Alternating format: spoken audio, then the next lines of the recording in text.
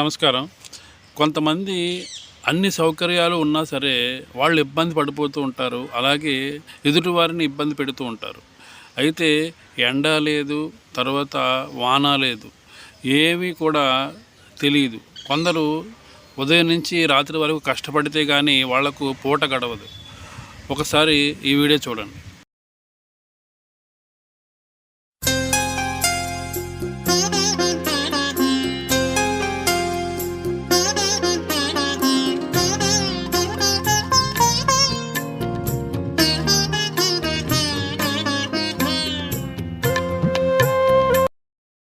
అందుకే మన పెద్దలు ఎప్పుడూ అంటూ ఉంటారు, ఎప్పుడు మన జీవితాన్ని పైనున్న వాళ్ళతో పోల్చుకోకూడదు, కిందున్న వాళ్ళతో మాత్రమే పోల్చుకోవాలని.